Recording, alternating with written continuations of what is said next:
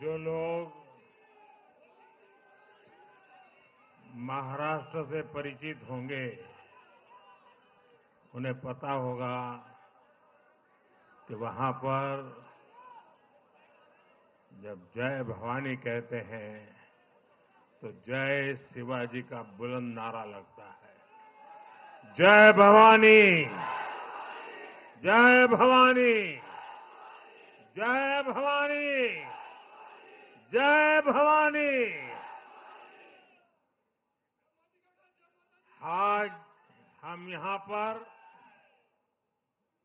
एक और ऐतिहासिक महाविजय का उत्सव मनाने के लिए इकट्ठे हुए हैं। आज महाराष्ट्र में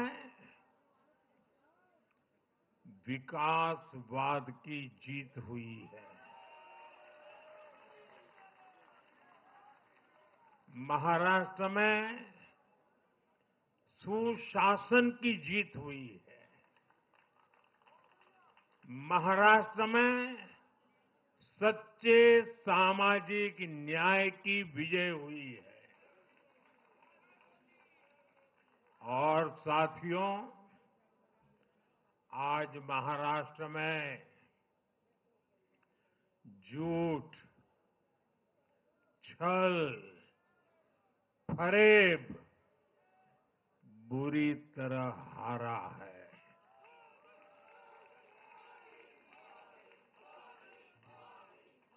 विभाजनकारी ताकतें हारी है। आज नेगेटिव पॉलिटिक्स की पराजय हुई है। आज परिवारवाद की हार हुई है। आज महाराष्ट्र ने विकसित भारत के संकल्प को और मजबूत किया है। मैं देश भर के भाजपा के,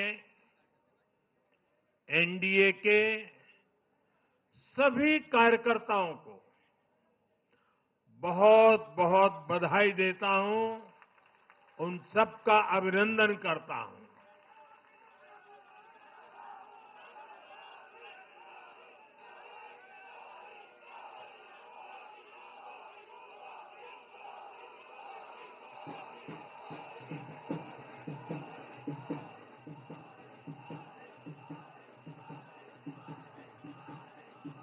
मैं श्री एकनाथ शिंदे जी, मेरे परम मित्र देवेंद्र फडणवीस जी, भाई अजीत पवार जी, उन सब की भी भूरी भूरी प्रशंसा करता हूं। साथियों, आज देश के अनेक राज्यों में उपचुनावों के भी नतीजे आए हैं। नड्डा जी ने विस्तार से बताया है, इसलिए मैं विस्तार में नहीं जा रहा हूं। लोकसभा की भी हमारी एक सीट और बढ़ गई है।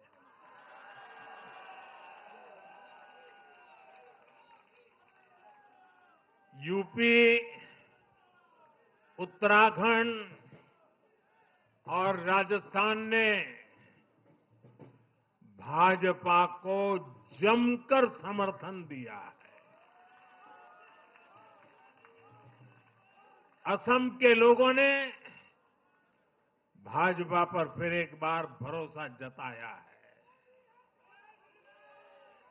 मध्य प्रदेश में भी हमें सफलता मिली है। बिहार में भी एनडीए का समर्थन बढ़ा है। ये दिखाता है कि देश अब सिर्फ और सिर्फ विकास चाहता है।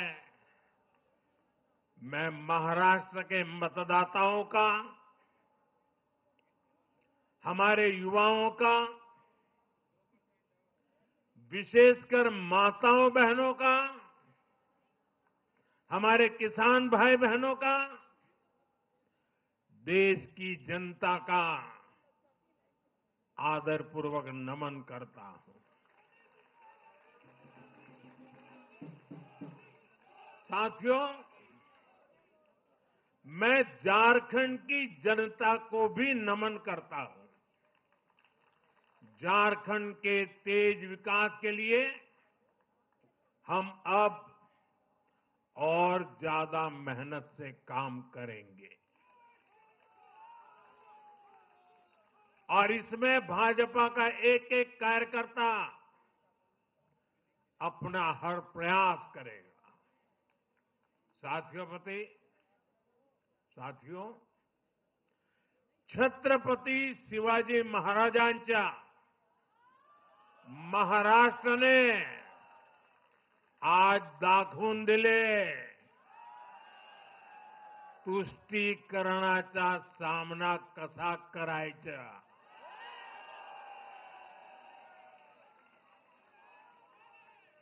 छत्रपती शिवाजी महाराज, शाहूजी महाराज, महात्मा फुले, सावित्रीबाई फुले, बाबा साहब आंबेडकर, वीर सावरकर, बाला साहब ठाकरे, ऐसे महान व्यक्तित्वों की धरती ने इस बार पुराने सारे रिकॉर्ड तोड़ दिए।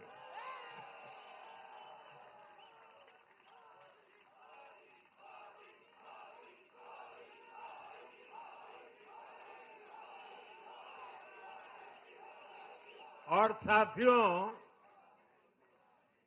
बीते 50 साल में किसी भी पार्टी या किसी भी प्री पोल अलायंस के लिए ये सबसे बड़ी जीत है 50 साल के बाद।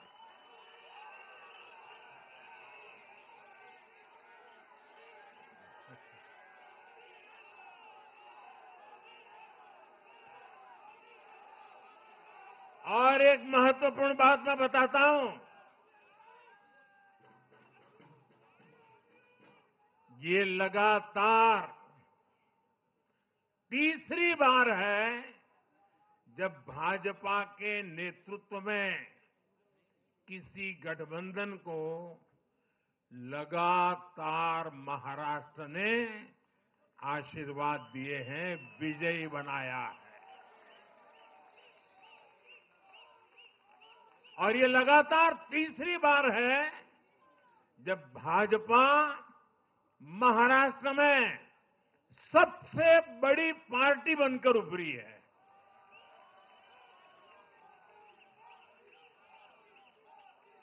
साथियों, ये निश्चित रूप से ऐतिहासिक है।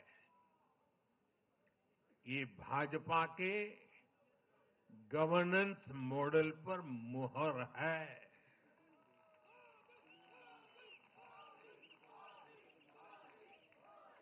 अकेले भाजपा को ही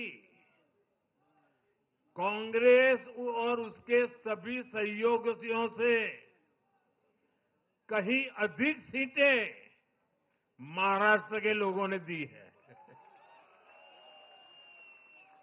ये दिखाता है कि जब सुशासन की बात आती है तो देश सिर्फ और सिर्फ भाजपा पर और एनडीए पर भरोसा करता है।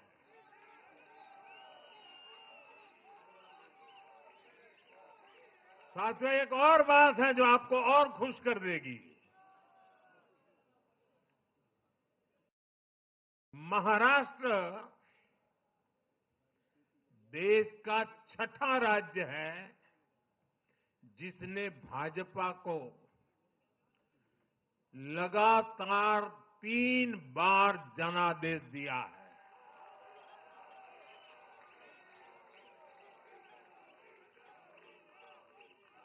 इससे पहले गोवा, गुजरात, छत्तीसगढ़, हरियाणा और मध्य प्रदेश में हम लगातार 3 बार जीत चुके हैं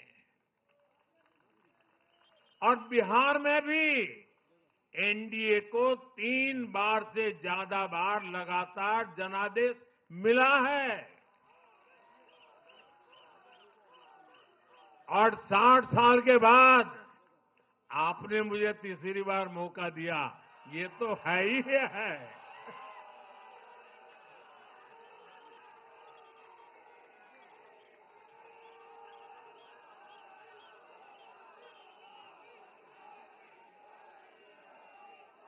ये जनता का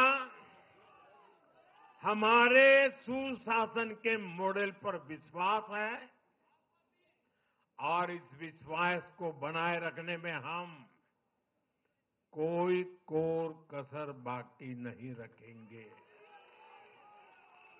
साथियों, मैं आज महाराष्ट्र की जनता जनार्दन का विशेष अभिनंदन करना चाहता हूं।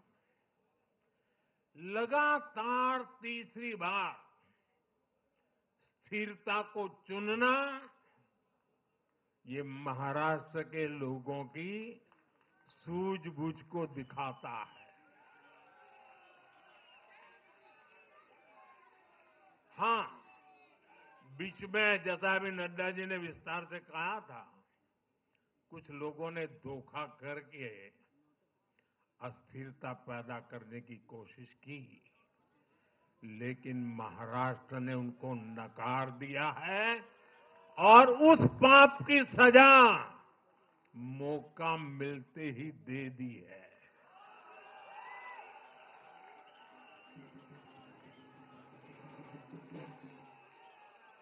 साथियों, महाराष्ट्र इस देश के लिए एक तरह से बहुत महत्वपूर्ण ग्रोथ इंजन है। इसलिए महाराष्ट्र के लोगों ने जो जनादेश दिया है, वो विकसित भारत के लिए बहुत बड़ा आधार बनेगा। वो विकसित भारत के संकल्प की सिद्धि का आधार बनेगा। साथियों, हरियाणा के बाद महाराष्ट्र के चुनाव का भी सबसे बड़ा संदेश है एकजुटता।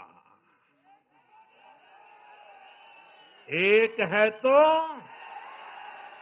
एक है तो एक है तो ये आज देश का महामंत्र बन चुका है। कांग्रेस और उसको इकोसिस्टम,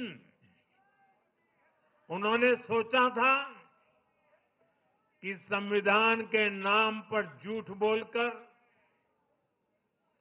आरक्षण के नाम पर झूठ बोलकर एससी, एसटी, ओबीसी को छोटे छोटे समूह में बांट देंगे। वो सोचते थे सब बिखर जाएंगे। कांग्रेस और उसके साथियों की साजिश को महाराष्ट्र ने सिरे से खारिज कर दिया है। महाराष्ट्र ने डंके की चोट पर कहा है, एक है तो एक है तो एक है तो सेब है के भाव ने जाति, धर्म, भाषा और क्षेत्र के नाम पर लड़ाने वालों को सबक सिखाया है, सजा की है।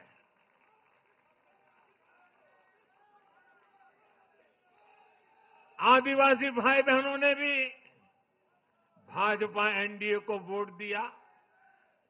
ओबीसी भाई बहनों ने भी भाजपा एनडीए को वोट दिया। मेरे दलित भाई बहनों ने भी भाजपा एनडीए को वोट दिया। समाज के हर वर्ग ने भाजपा एनडीए को वोट दिया। ये कांग्रेस और इंडी गठबंधन के उस पूरे इकोसिस्टम की सोच पर करारा प्रहार है, जो समाज को बांटने का एजेंडा चला रहे थे।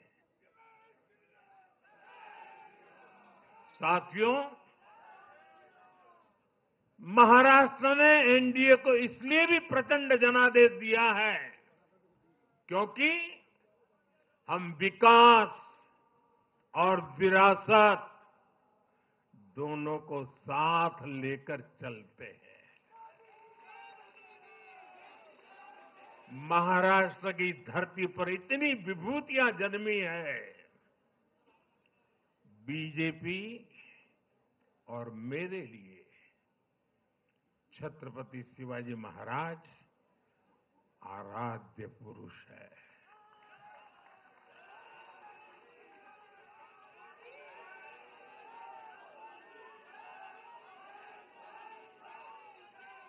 धर्मवीर छत्रपति संभाजी महाराज हमारी प्रेरणा है। हमने हमेशा बाबा साहब आंबेडकर, महात्मा फूले, सावित्रीबाई फूले, इनके सामाजिक न्याय के विचार को माना है। यही हमारे आचार में है, यही हमारे व्यवहार में है। साथियों, लोगों ने मराठी भाषा के प्रति भी हमारा प्रेम देखा है। कांग्रेस को वर्षों तक मराठी भाषा की सेवा का मौका मिला, लेकिन इन लोगों ने इसके लिए कुछ नहीं किया। हमारी सरकार ने मराठी को क्लासिकल लैंग्वेज का दर्जा दिया। मातृभाषा का सम्मान, संस्कृतियों का सम्मान और इतिहास का सम्मान हमारे संस्कार में है, हमारे स्वभाव में है।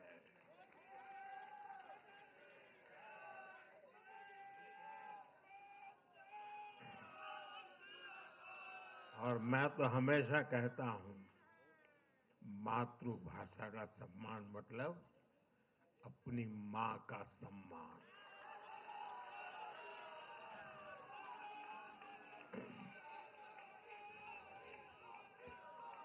और इसलिए मैंने विकसित भारत के निर्माण के लिए लाल किले की प्राचीर से पंच प्राणों की बात की। हमने इसमें विरासत पर गर्व को भी शामिल किया।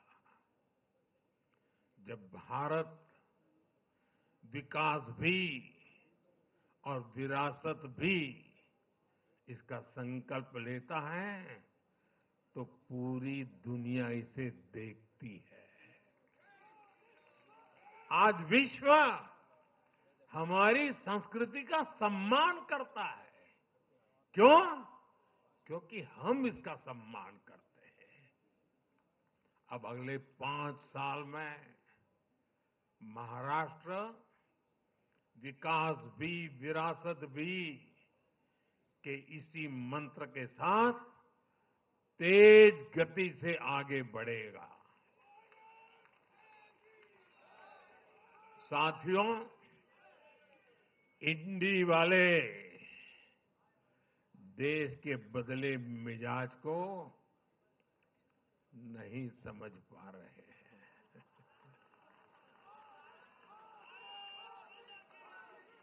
ये लोग सच्चाई को स्वीकार करना ही नहीं चाहते। ये लोग आज भी भारत के सामान्य वोटर के विवेक को कम करके आंकते हैं। देश का वोटर, देश का मतदाता अस्थिरता नहीं चाहता। देश का वोटर नेशन फर्स्ट की भावना के साथ है। जो कुर्सी फर्स्ट का सपना देखते हैं, उन्हें देश का वोटर पसंद नहीं करता। साथियों, देश के हर राज्य का वोटर दूसरे राज्यों की सरकारों का आकलन भी करता है। वो देखता है कि जो एक राज्य में बड़े बड़े प्रॉमिस करते हैं, उनकी परफॉर्मेंस दूसरे राज्य में कैसी है। महाराष्ट्र की जनता ने भी देखा कि कर्नाटका, तेलंगाना और हिमाचल में कांग्रेस सरकारें कैसे जनता से विश्वासघात कर रही है। ये आपको पंजाब में भी देखने को मिलेगा।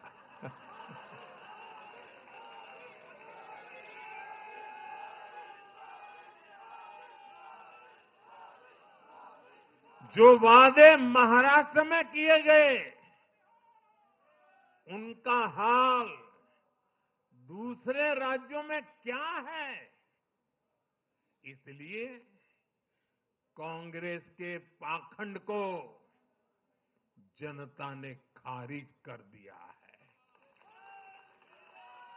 कांग्रेस ने जनता को गुमराह करने के, इसके लिए जो दूसरे राज्यों के अपने मुख्यमंत्री तक मैदान में उतारे, तब भी इनकी चाल सफल हो नहीं पाई। इनके ना तो झूठे वादे चले और ना ही खतरनाक एजेंडा चला। साथियों, आज महाराष्ट्र के जनादेश का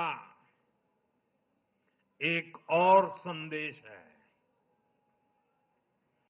पूरे देश में सिर्फ और सिर्फ एक ही संविधान चलेगा।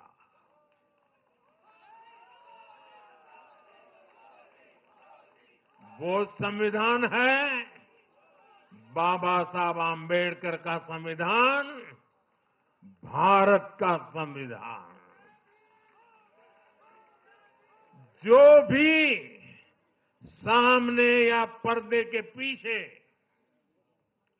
देश में दो संविधान की बात करेगा, उसको देश पूरी तरह से नकार देगा। कांग्रेस और उसके साथियों ने जम्मू कश्मीर में फिर से आर्टिकल 370 की दीवार बनाने का प्रयास किया।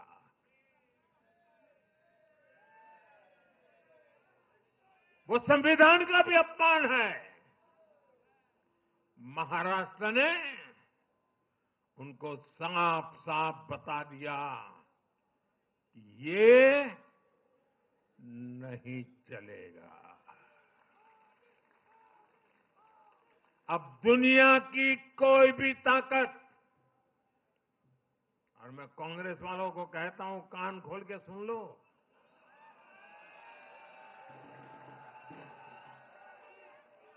उनके साथियों को भी कहता हूं, दुनिया की कोई भी ताकत 370 को वापस नहीं ला सकती।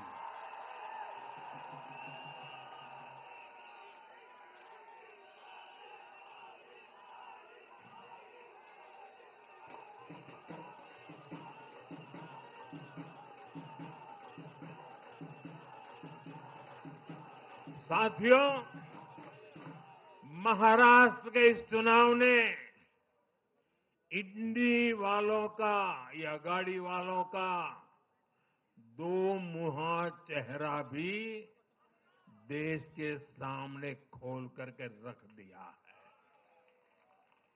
हम सब जानते हैं बाला साहब ठाकरे का इस देश के लिए, समाज के लिए बहुत बड़ा योगदान रहा है।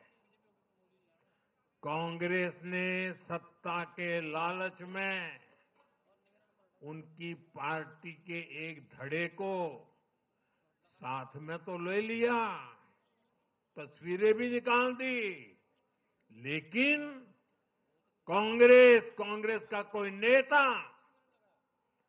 बाला साहब ठाकरे की नीतियों की कभी भी प्रशंसा नहीं कर सकती। और इसलिए मैंने अघाड़ी में कांग्रेस के साथी दलों को चुनौती दी थी कि वो कांग्रेस से बाला साहब ठाकरे की नीतियों की तारीफ में कुछ शब्द जरा बुलवा करके दिखाएं। आज तक वो ये नहीं कर पाए हैं। मैंने दूसरी चुनौती वीर सावरकर जी को लेकर के दी थी। कांग्रेस के नेतृत्व ने लगातार पूरे देश में वीर सावरकर का अपमान किया है, उन्हें गालियां दी है। महाराष्ट्र में वोट पाने के लिए इन लोगों ने टेम्पररी वीर सावरकर जी को जरा टेम्पररी गाली देना उन्होंने बंद किया है। लेकिन वीर सावरकर के तप त्याग के लिए उनके मुंह से एक बार भी सत्य नहीं निकला। और यही इनका दो मुहापन है। ये दिखाता है कि उनकी बातों में कोई दम नहीं है। उनका मकसद सिर्फ और सिर्फ वीर सावरकर को बदनाम करना है। साथियों, भारत की राजनीति में अब कांग्रेस पार्टी परजीवी बनकर रह गई है।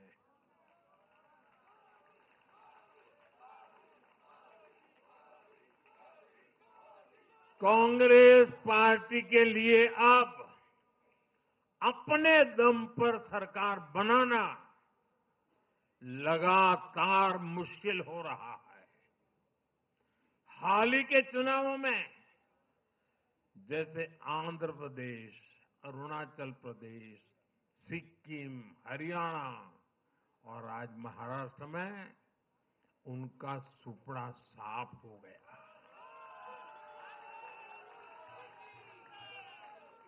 कांग्रेस की घिसी पीटी विभाजनकारी राजनीति फेल हो रही है, लेकिन फिर भी कांग्रेस का अहंकार देखिए। उसका अहंकार 7वें आसमान पर है। सच्चाई ये है कि कांग्रेस अब एक परजीवी पार्टी बन चुकी है। कांग्रेस सिर्फ अपनी ही नहीं बल्कि अपने साथियों की नाव को भी डुबो देती है। आज महाराष्ट्र में भी हमने यही देखा है। महाराष्ट्र में कांग्रेस और उसके गठबंधन ने महाराष्ट्र की हर 5 में से 4 सीट हार गई। अघाड़ी के हर घटक का स्ट्राइक रेट 20% से भी नीचे है। ये दिखाता है कि कांग्रेस खुद भी डूबती है और दूसरों को भी डुबोती है। महाराष्ट्र में सबसे ज्यादा सीटों पर कांग्रेस चुनाव लड़ी, उतनी ही बड़ी हार इनके सहयोगियों वालों को भी मिली। वो तो अच्छा है कि यूपी जैसे राज्यों में कांग्रेस के सहयोगियों ने उससे जान छुड़ा ली, वरना वहां भी कांग्रेस के सहयोगियों को लेने के देने पड़ जाते। साथियों, सत्ता भूख में कांग्रेस के परिवार ने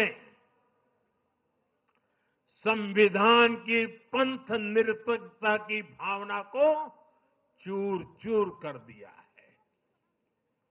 हमारे संविधान निर्माताओं ने उस समय 47 में विभाजन की विभीषिका के बीच भी हिंदू संस्कार और परंपरा को जीते हुए पंथ निरपेक्षता की राह को चुना था। तब देश के महापुरुषों ने संविधान सभा में जो डिबेट की थी, उसमें भी इसके बारे में बहुत विस्तार से चर्चा हुई थी। लेकिन कांग्रेस के इस परिवार ने झूठे सेक्युलरिज्म के नाम पर उस महान परंपरा को तबाह करके रख दिया है। कांग्रेस ने तुष्टीकरण का जो बीज बोया, वो संविधान निर्माताओं के साथ बहुत बड़ा विश्वासघात है। और ये विश्वासघात मैं बहुत जिम्मेवारी के साथ बोल रहा हूं। संविधान के साथ इस परिवार का विश्वासघात है। दशकों तक कांग्रेस ने देश में यही खेल खेला। कांग्रेस ने तुष्टीकरण के लिए कानून बनाए, सुप्रीम कोर्ट के आदेश तक की परवाह नहीं की। इसका एक उदाहरण वक्फ बोर्ड है।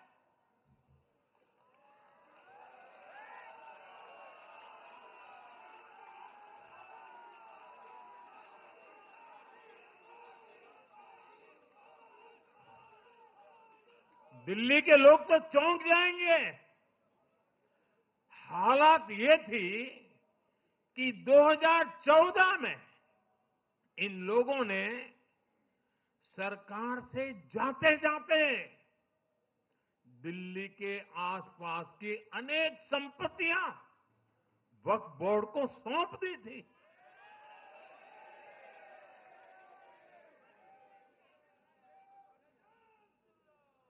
बाबा साहब आंबेडकर जी ने जो संविधान हमें दिया है ना, जिस संविधान की रक्षा के लिए हम प्रतिबद्ध है, संविधान में वक्फ कानून का कोई स्थान ही नहीं है। लेकिन फिर भी कांग्रेस ने तुष्टीकरण के लिए वक्फ बोर्ड जैसी व्यवस्था पैदा कर दी। ये इसलिए किया गया ताकि कांग्रेस के परिवार का वोट बैंक बढ़ सके। सच्ची पंथ निरपेक्षता को कांग्रेस ने एक तरह से मृत्यु दंड देने की कोशिश की है।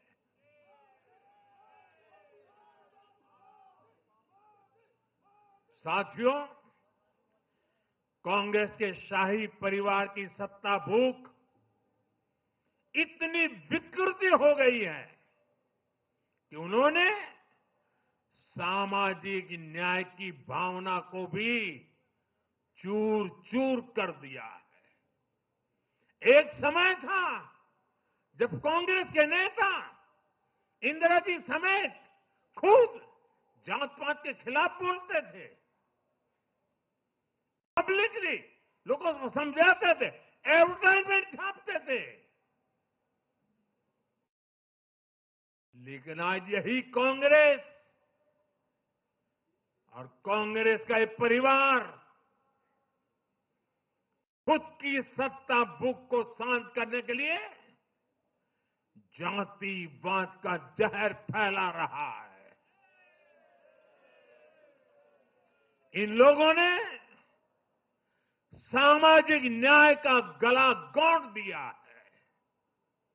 साथियों, एक परिवार की सत्ता भूख इतने चरम पर है कि उन्होंने खुद की पार्टी को ही खा लिया है।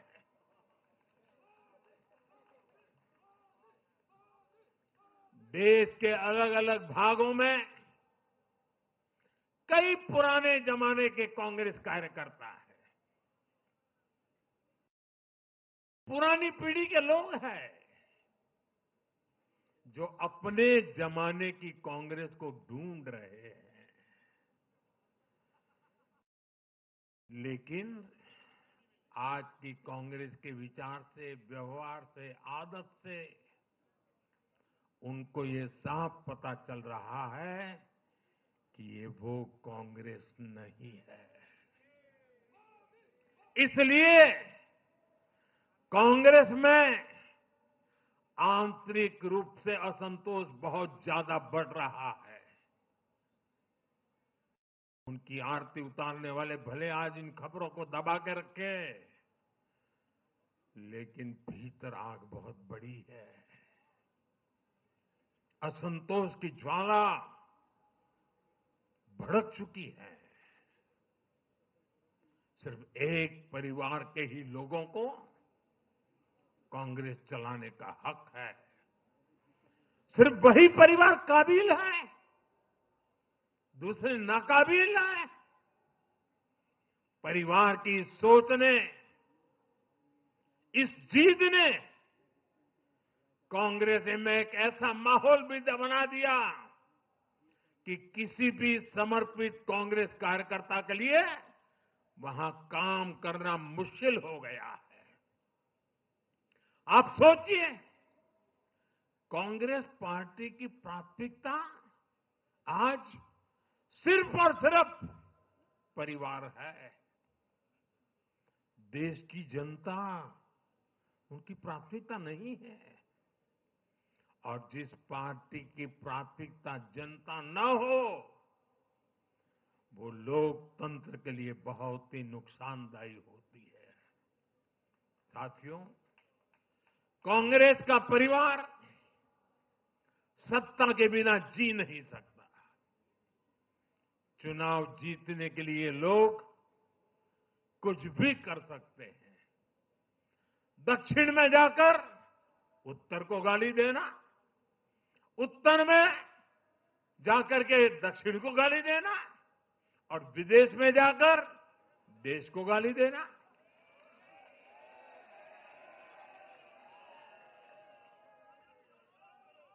और अहंकार इतना कि ना किसी का मान, ना किसी की मर्यादा, और खुलेआम झूठ बोलते रहना, हर दिन एक नया झूठ बोलते रहना। यही कांग्रेस और उसके परिवार की सच्चाई बन गई है। आज कांग्रेस का अर्बन नक्सलवाद भारत के सामने एक नई चुनौती बनकर खड़ा हो गया है। इन अर्बन नक्सलियों का रिमोट कंट्रोल देश के बाहर है, और इसलिए सभी को इस अर्बन नक्सलवाद से बहुत सावधान रहना है। आज देश के युवाओं को, हर प्रोफेशनल को कांग्रेस की हकीकत को समझना बहुत जरूरी है। साथियों, जब मैं पिछली बार भाजपा मुख्यालय आया था तो मैंने हरियाणा से मिले आशीर्वाद पर आपसे बात की थी। तब हमें गुरुग्राम जैसे शहरी क्षेत्र के लोगों ने भी अपना आशीर्वाद दिया था। अब आज मुंबई ने, पुणे ने, नागपुर ने, महाराष्ट्र के ऐसे सभी बड़े शहरों ने अपनी स्पष्ट राय रखी है।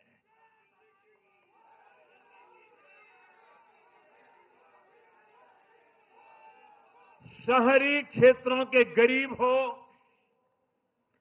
शहरी क्षेत्रों के मिडिल क्लास हो, हर किसी ने भाजपा का समर्थन किया है और एक स्पष्ट संदेश दिया है।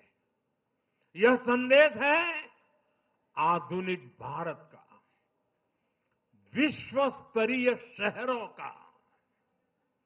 हमारे महानगरों ने विकास को चुना है, आधुनिक इंफ्रास्ट्रक्चर को चुना है और सबसे बड़ी बात, उन्होंने विकास में रोड़े अटकाने वाली राजनीति को नकार दिया है। आज बीजेपी हमारे शहरों में ग्लोबल स्टैंडर्ड के इंफ्रास्ट्रक्चर बनाने के लिए लगातार काम कर रही है। चाहे मेट्रो नेटवर्क का विस्तार हो, आधुनिक इलेक्ट्रिक बसें हो, कोस्टल रोड और समृद्धि महामार्ग जैसे शानदार प्रोजेक्ट हो, एयरपोर्ट्स का आधुनिकीकरण हो, शहरों को स्वच्छ बनाने की मुहिम हो, इन सभी पर बीजेपी का बहुत ज्यादा जोर है। आज का शहरी भारत ईज ऑफ लिविंग चाहता है और इन सब के लिए उसका भरोसा बीजेपी पर है, एनडीए पर है। साथियों, आज बीजेपी देश के युवाओं को नए नए सेक्टर्स में अवसर देने का प्रयास कर रही है।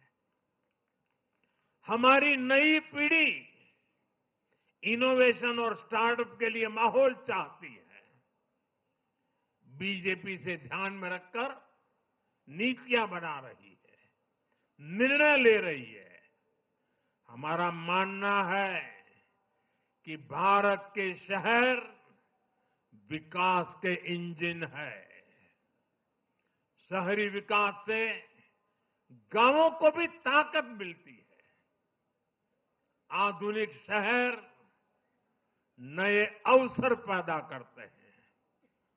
हमारा लक्ष्य है कि हमारे शहर दुनिया के सर्वश्रेष्ठ शहरों की श्रेणी में आए और बीजेपी एनडीए सरकारें इसी लक्ष्य के साथ काम कर रही है। साथियों, मैंने लाल किले से कहा था कि मैं 1 लाख ऐसे युवाओं को राजनीति में लाना चाहता हूं जिनके परिवार का राजनीति से कोई संबंध नहीं। आज एनडीए के अनेक ऐसे उम्मीदवारों को मतदाताओं ने समर्थन दिया है। मैं इसे बहुत शुभ संकेत मानता हूं। साथियों, अरे चुनाव आएंगे जाएंगे, लोकतंत्र में जय पराजय भी चलती रहेगी, लेकिन भाजपा का एनडीए का ध्येय सिर्फ चुनाव जीतने तक सीमित नहीं है। हमारा ध्येय सिर्फ सरकार बनाने तक सीमित नहीं है। हम देश बनाने के लिए निकले हैं। हम विकसित भारत बनाने के लिए निकले हैं। भारत का हर नागरिक, एनडीए का हर कार्यकर्ता, भाजपा का हर कार्यकर्ता दिन रात इसमें जुटा है। हमारी जीत का उत्साह हमारे इस संकल्प को और मजबूत करता है। हमारे जो प्रतिनिधि चुनकर आए हैं वो इसी संकल्प के लिए प्रतिबद्ध है। हमें देश के हर परिवार का जीवन आसान बनाना है। हमें सेवक बनकर, और ये मेरे जीवन का मंत्र है, हमें सेवक बनकर देश के हर नागरिक की सेवा करनी है। हमें उन सपनों को पूरा करना है जो देश की आजादी के मत वालों ने भारत के लिए देखे थे। हमें मिलकर विकसित भारत का सपना साकार करना है। सिर्फ 10 साल में हमने भारत को दुनिया की 10वीं सबसे बड़ी इकोनॉमी से दुनिया की 5वीं सबसे बड़ी इकोनॉमी बना दिया।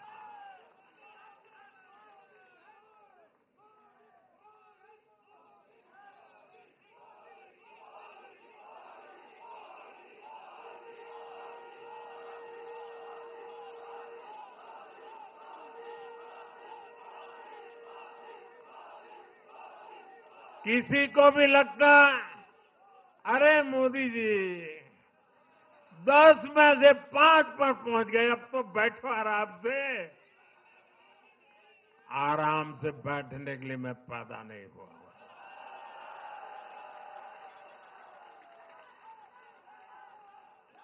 वो दिन दूर नहीं जब भारत दुनिया की तीसरी सबसे बड़ी अर्थव्यवस्था बन के रहेगा।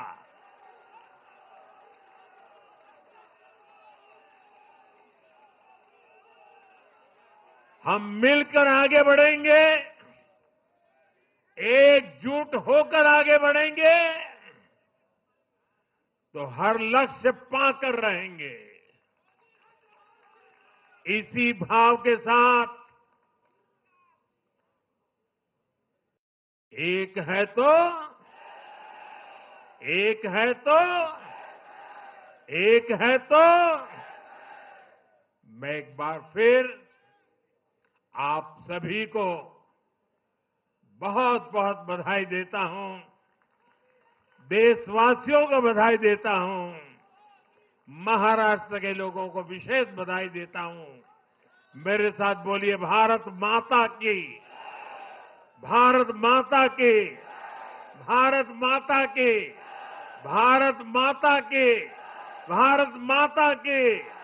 वंदे वंदे वंदे वंदे वंदे वंदे वंदे वंदे। बहुत बहुत धन्यवाद।